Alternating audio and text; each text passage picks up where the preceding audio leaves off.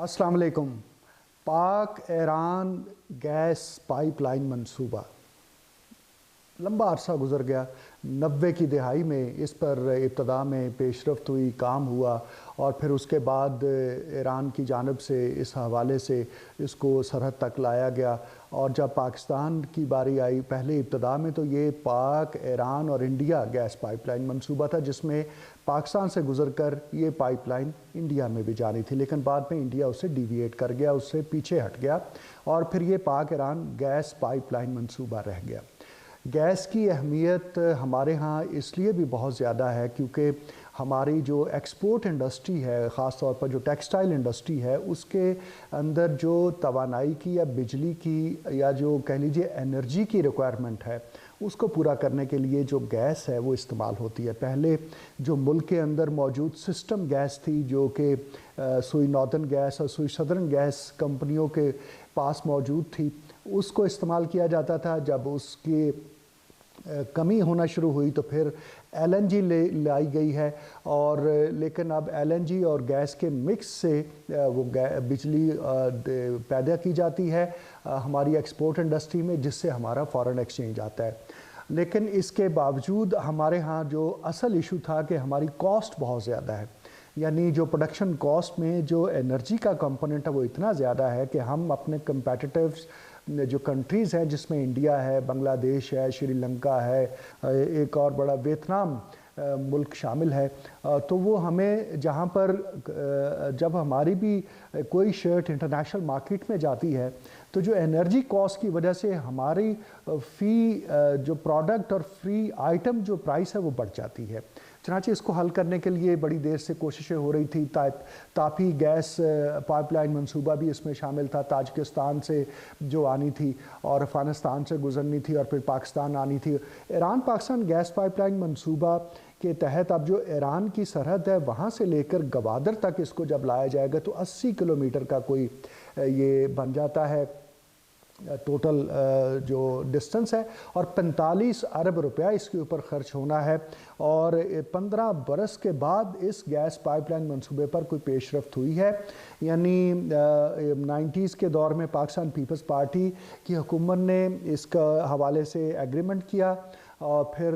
International बहुत सारा pressure हम पर था कि अगर हम इसको करेंगे तो ईरान पर जो सैंक्शंस लगी हुई हैं उसकी वजह से वो सैंक्शंस हम पर भी आ सकती हैं, वो पाबंदियां, क्योंकि हम ईरान के साथ कोई बिज़नेस कर रहे हैं। चुनाचे ये मामला खटाई में पड़ा रहा। फिर 2013 में साबिक सदर आसिफ अली जरदारी जब ईरान गए तो उन्होंने ईरानी सदर उस वक्त के अहमदी नजाद के साथ मिलकर इसका दोबारा इफ्तिताह किया था। उसके बाद से ये मामला फिर खटाई में पड़ गया। 2023 में जो पीडीएम की हुकूमत थी उसने इसके हवाले से एक वजारती कमेटी बनाई और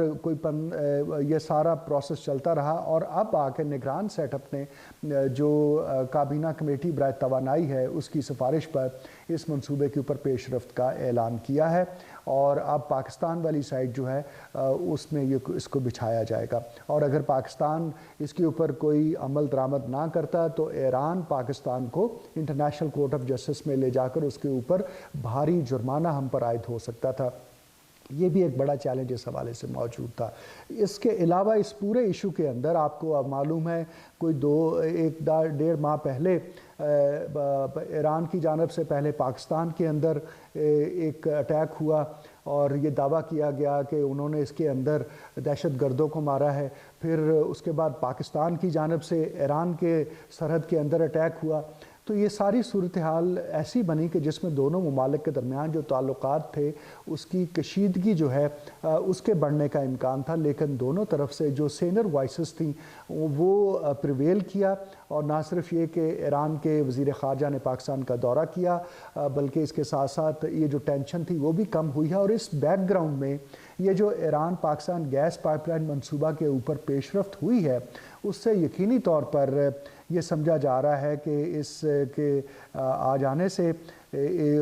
جو بہت سارے ہمارے مسائل حل ہوں گے، اور ہم وہ عالمی ہمارے اوپر جو اس حوالے سے جرمانہ ہو سکتا تھا وہ بھی اب ہمیں نہیں اس حوالے سے کوئی جرمانہ ادا کرنا پڑے گا۔ اور اس کانٹیکس میں جو انٹرنیشنل ایک پالیٹکس ہے اس کا بھی یہ منصوبہ شکار ہوتا رہا ہے، لیکن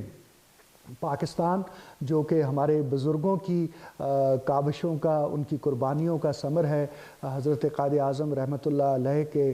جو شبانہ روز کوشش اور محنت تھی، اس کے نتیجے میں یہ ملک جب مارز وجود میں آیا تو اسی وقت کہا گیا تھا کہ یہ ملک رہتی دنیا تک انشاءاللہ قائم رہے گا، اور یہ خطے کے اندر ایک بہت کلیدی کردار ادا کرے گا۔ اور ہم یہ دیکھ رہے ہیں کہ وہ چاہے چائنا پاکستان اکنامک کوریڈور ہو، یعنی سی پیک ہو، یا پھر اسی طرح سے خطے کے اندر ٹریڈ کی جو تجارت کا معاملہ ہے اس کو آگے بڑھاوا دینے کا، تو پاکستان ایک گیٹ وے کا کردار ادا کرتا نظر آتا ہے۔ سینٹرل ایشیا کے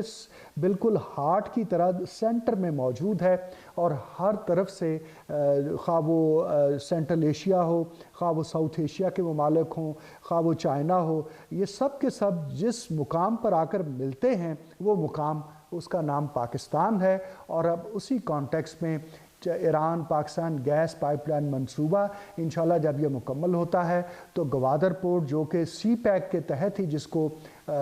تعمیر کیا گیا، اس کو بلڈ اپ کیا گیا، اس کی کنسٹرکشن کی گئی، تو وہاں پر جتنی انٹرنیشنل شپنگ ایجنسیز اور پھر اس کے ساتھ ساتھ وہاں پر بہت بڑے بڑے ہم پاور پلانٹس کے حوالے سے بھی کام ہو رہا ہے، اور اس پورے سی پیک کے اوپر جتنے پاور پروجیکٹس ہیں ان سب کے لیے گیس کی جو فراہمی ہے وہ آسان ہو سکے گی، اور خوشحال پاکستان جو ہماری منزل ہے اس کی طرف ہم تیزی سے قدم بڑھاتے ہوئے چلتے جائیں گے انشاءاللہ۔